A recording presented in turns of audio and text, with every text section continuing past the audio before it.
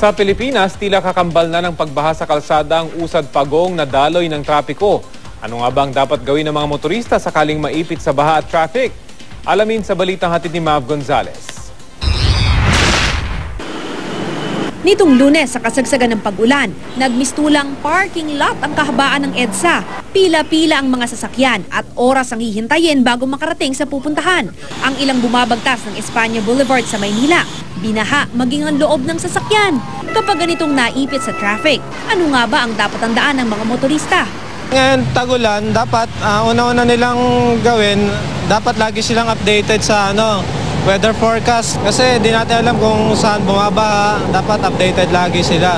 Kung nasa gitna pa rin ng traffic at pinapasok na ng baha ang sasakyan, huwag magpanik at humingi agad ng tulong. Kung susuungin ng baha, hanggang primero o segunda lang ang kambyo at tuloy-tuloy lang ang apak sa silinyador para umarangkada ka. Sa karanasan ng MMDA, mas konti naman daw ang aksidente pag bumper-to-bumper ang traffic. Gayunpaman, dapat dumistansya pa rin ng tama para maiwasan ang mga sagian. Mag-ingat din sa mga masasamang loob na maaaring tumira pag nakahinto ang mga sasakyan, gaya na lamang ng bukas kotse gang.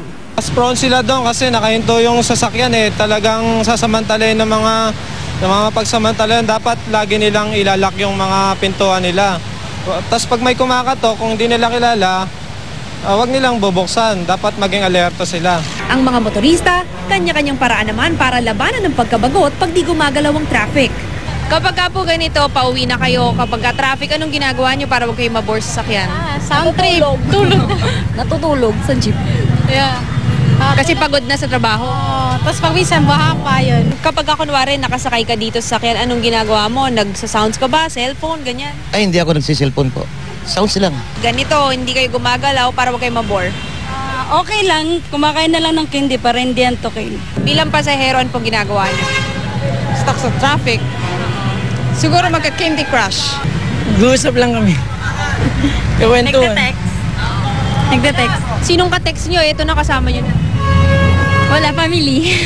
Sakaling magkaproblema sa kalsada, maaaring tumawag sa MMDA Hotline 136 o sa numerong 882-3948 para sa MMDA Rescue. At laging tandaan, pasensya lang, makakarating din tayo sa pupuntahan.